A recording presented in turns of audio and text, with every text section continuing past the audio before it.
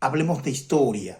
Y en este caso, la historia que vamos a hablar es lo que se conoce como la etnohistoria, nuestra propia historia, el periodo antes de la llegada de los conquistadores españoles. En nuestro caso, muy específico, vamos a hablar de lo que se conoce como el posclásico de la historia americana, que data aproximadamente entre 200 y 1500 años después de Cristo, antes de la llegada de los conquistadores españoles.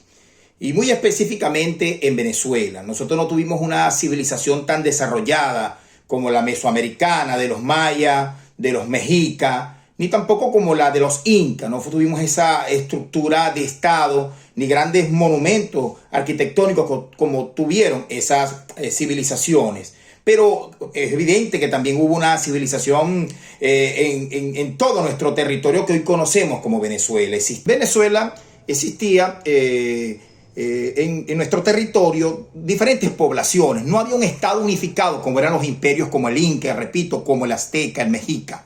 Pero existían grandes poblaciones que respetaban sus espacios. En el oriente, en toda la costa, existían los caribes.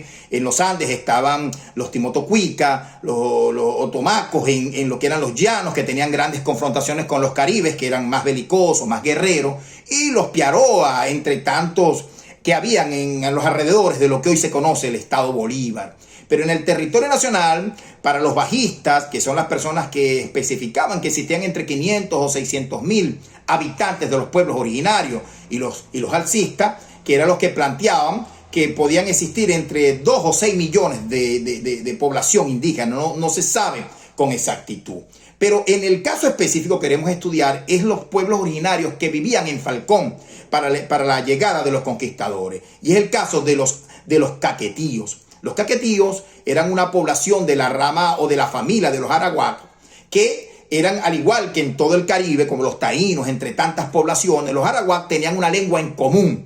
La nación caquetía estaba en todo el estado de Falcón, con la excepción de la sierra, donde habían girajaras, y donde compartían con los respeto con los caquetíos. La palabra caquetío, según Manuel Arcaya, pudo haber derivado de un término que le acuñaron los caribes, sus vecinos, a los caquetíos, por su altura, que pudo haber venido de un vocablo caribe que significa altos o erguidos, porque se establecía que los caquetíos era una población indígena de altura, quizás no tan alta como quisiéramos nosotros ver como Europa o quizás como otra zona de la humanidad, pero eran los más altos de las poblaciones indígenas que se conseguían. Y están así que los conquistadores españoles, cuando van a las islas de Aruba y Curazao, le ponen islas de los gigantes, por cuanto la estatura de esa población originaria era en un grado superior al resto de la población que habían conseguido en tierra firme.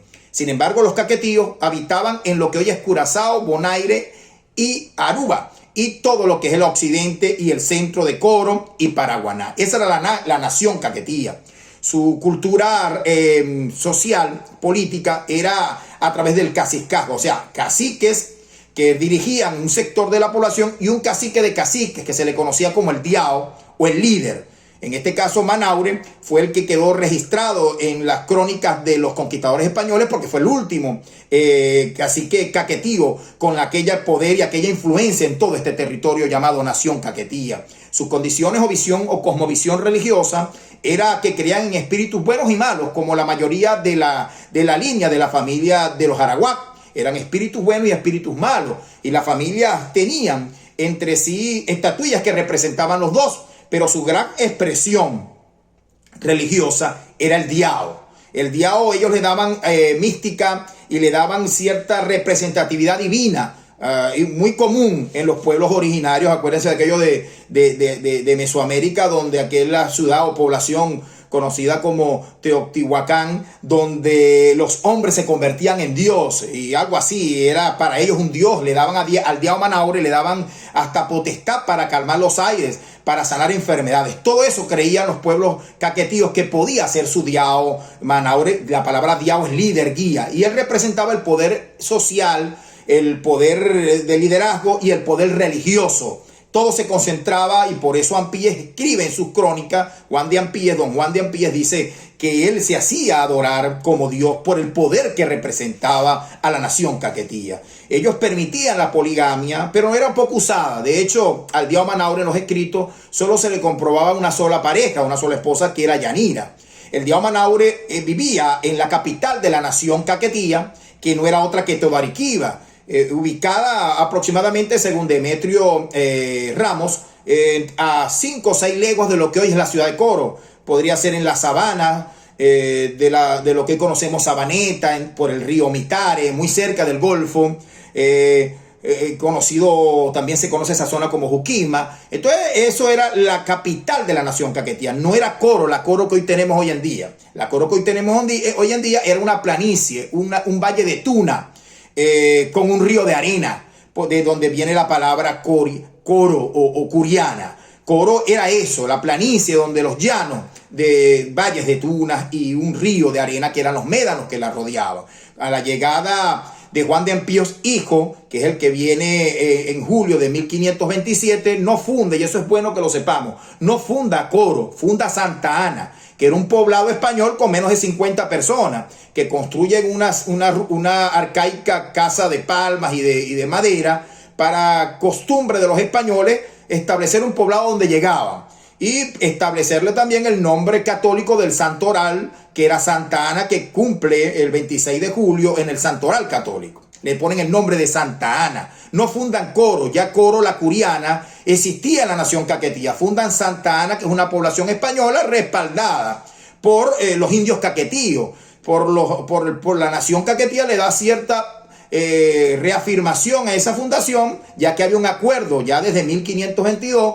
El Diao Manaure se pasaba información y se comunicaba constantemente con documentos con don Juan de Ampíes, que era el factor general de todo de lo que era la protección y el desarrollo de las islas de los gigantes, que es Aruba, Curazao, Bonaire, y estaba en Santo Domingo. Y recordemos que los españoles, en su crueldad y en su salvajismo, a pesar de que dicen que los salvajes eran los pueblos originarios, hicieron desmanes a los indígenas con la esclavitud, presionándolos para el trabajo y hasta vendiéndolos como esclavizados, y se los llevaron a Dominicana, y entre ellos estaban una hija de Manaure, un yerno, unos nietos, unos familiares, que Juan de Ampíes se propone y le propone al Diao Manaure un intercambio. Es cuando llegan el 26 de julio de 1527 a la zona o a la ciudad, a lo que hoy conocemos como Coro. En la planicie se reúnen, se concentran los 50 o 40 españoles encabezados por Juan de Ampíes hijo, no Juan de Ampíes padre. Juan de Ampíes padre viene en 1528 a ratificar esa dicha fundación arcaica y muy prehistórica, muy atrasada de los españoles.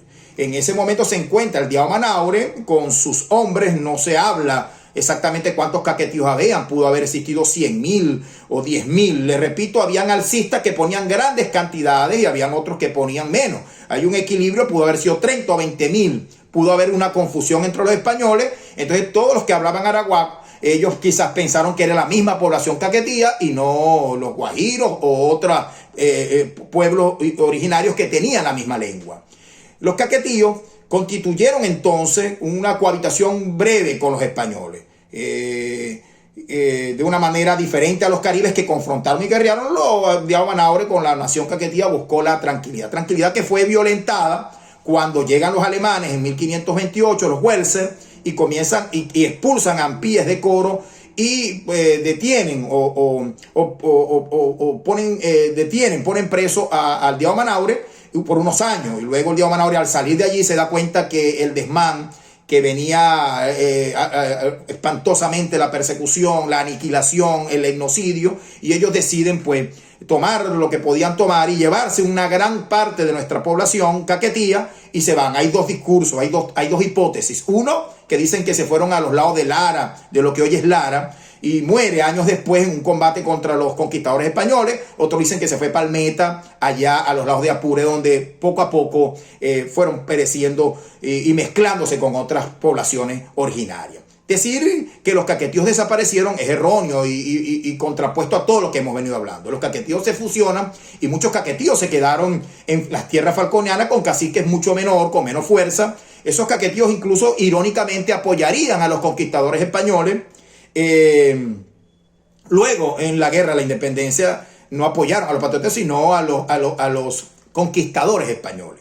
Sin embargo, los caquetíos decir que desaparecieron, pues es erróneo. La sangre caquetía camina por todo lo falconiano, como dice el libertador Simón Bolívar en el discurso de Angostura, que somos el resultado de la unión del indígena y del español, y después se une la negritud, los africanos que vienen esclavizados y que se mezclan en esta gran cultura que le da origen a la nacionalidad venezolana. Los caquetíos están en todos los falconianos. Donde haya un falconiano caminando, ya sea en nuestra tierra, aquí en Falcón, o en cualquier parte del mundo, va la sangre caquetía.